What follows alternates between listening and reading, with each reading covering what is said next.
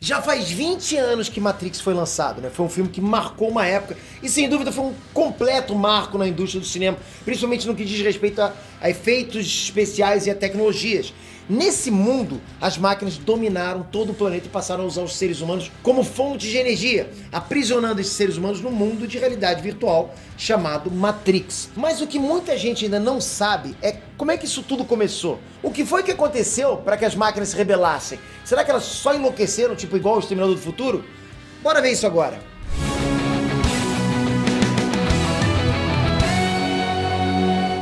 Ei, Nerd Trunks, Peter aqui. Recentemente a gente lançou uma análise completa de Matrix, né? E lá eu tive o prazer de explicar pra você, resumidamente, como funciona esse mundo em que humanos formam uma resistência contra o domínio das máquinas. Mas, galera, como é que isso tudo começou?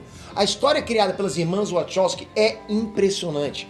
Mas ela nunca foi contada na trilogia, mas sim na animação Animatrix de 2003. Há de se convir que Matrix não foi nem de longe o primeiro filme a abordar um futuro apocalíptico dominado por máquinas. Isso é meio que clichê, né? Já foi até lançado 14 anos antes no filme Exterminador do Futuro. Mas em Exterminador do Futuro, né, as máquinas simplesmente enlouqueceram ao ligarem lá a Skynet. Sendo que a própria Skynet foi criada para ser usada como uma arma, ou seja, ela fez exatamente o que foi programada para fazer. Já em Matrix, a coisa foi um pouco mais bem trabalhada. E hoje eu vou trazer pra vocês essa história. Mas não sem antes pedir o like de vocês, o joinha. Dá essa força pra gente, galera. 5 anos consecutivos lançando vídeos todos os dias. Eu sei que vocês podem fazer isso. É só o que eu peço. Mostra o canal pros seus amigos, né? Pro papai, pra mamãe, pra todo mundo. E se inscreve aqui no canal pra gente expandir cada vez mais os nossos vídeos. Bora dominar o mundo igual a Matrix, hein? Como eu falei antes, a origem de toda a história de Matrix é contada na animação Animatrix, que foi lançada em 2003 e ela se passa no fim do século 22. Nessa época foi criado um sistema de inteligência artificial que daria para os robôs a capacidade de autoprogramar para realizar atividades domésticas e braçais, ou seja, eles seriam capazes de aprender coisas novas. O objetivo era livrar os seres humanos dos trabalhos braçais. Então, para resumir bem, trabalhos como pedreiro, garçom, lixeiro, carregador, caixa de supermercado simplesmente foi substituído por robôs. E isso com certeza deixou gente desempregada? Com certeza absoluta, mas isso não é abordado na animação. A questão é que com o tempo, isso foi deixando os seres humanos cada vez mais folgados, já que aos poucos eles passaram a ser simplesmente sustentados pelos robôs, porque os robôs iam ficando cada vez mais inteligentes e assim se tornando capazes de fazer outros trabalhos não braçais. Mas à medida em que as máquinas foram ficando mais inteligentes, chegou um momento em que elas se tornaram sencientes, pensantes, ou seja, cientes da sua própria existência e capazes de sentirem medo, raiva, sentirem rancor.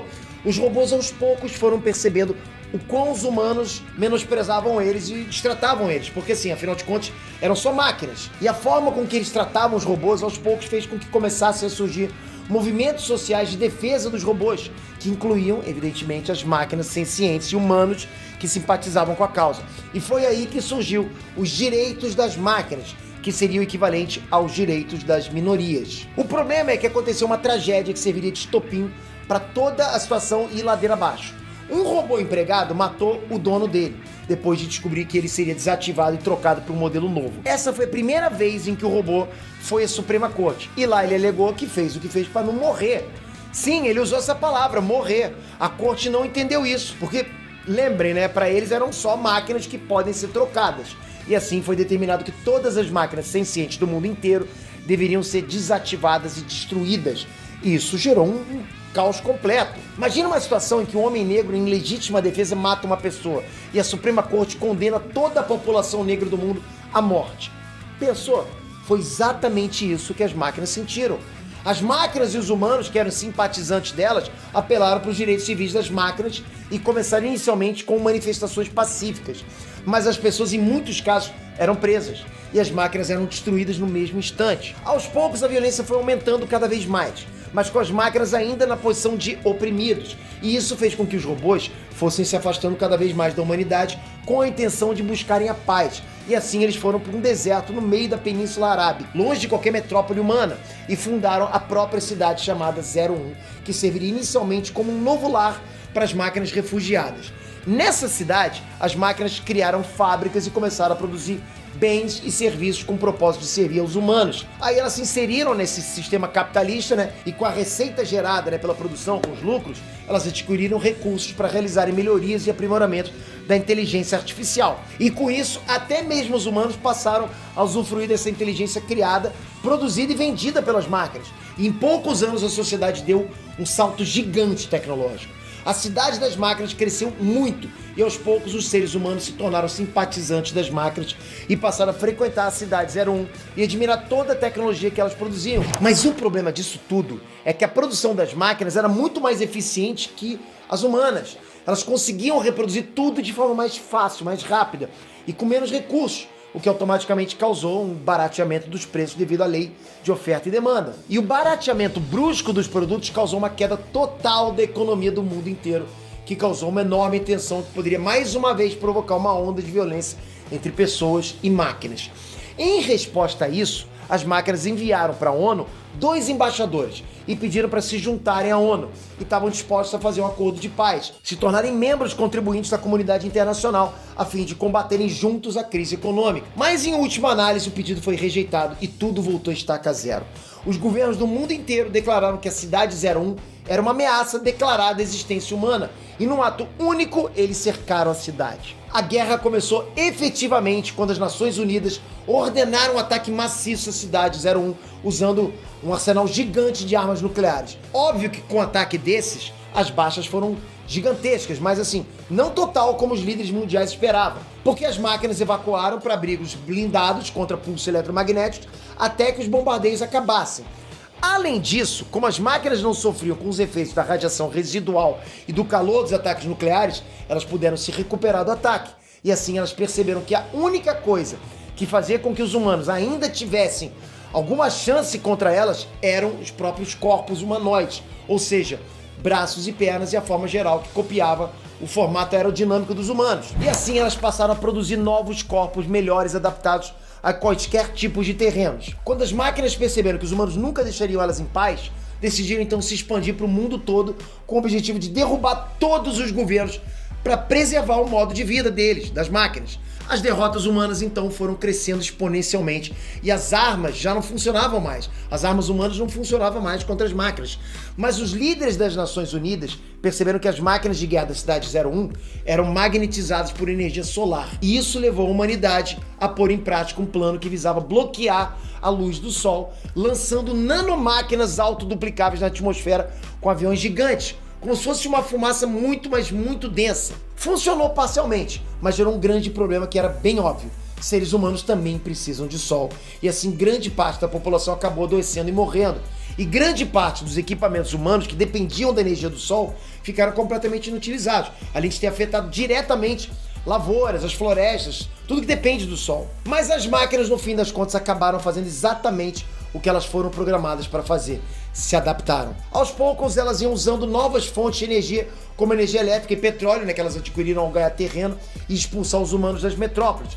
A essa altura do campeonato, já praticamente não existiam mais robôs humanoides. Eles foram substituídos por aqueles robôs voadores que nos filmes são chamados de sentinelas, sendo que as armas do arsenal humano eram completamente inúteis contra elas.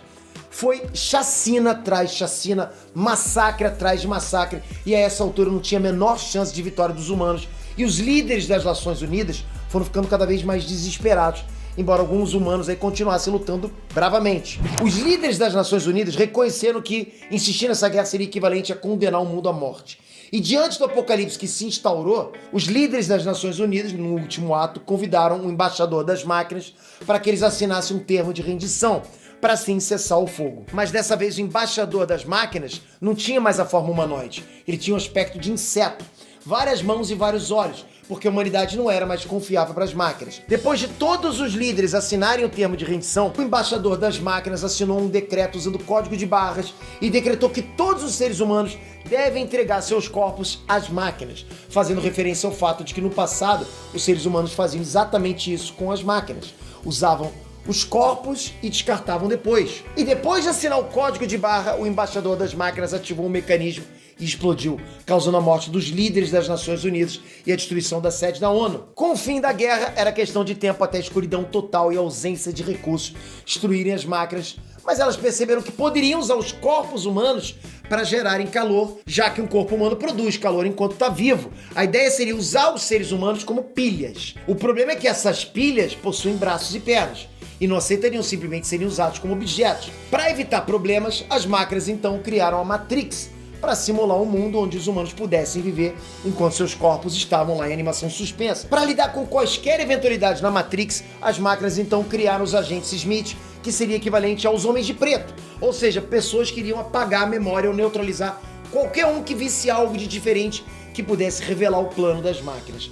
E através de inseminação artificial, as máquinas teriam basicamente energia ilimitada. O restante da história vocês já sabem, é a realidade mostrada nos filmes. Mas caso alguma alma ainda não tenha assistido Matrix, tem uma análise no primeiro filme bem aqui no canal. Então eu sugiro que você assista porque tá muito bom.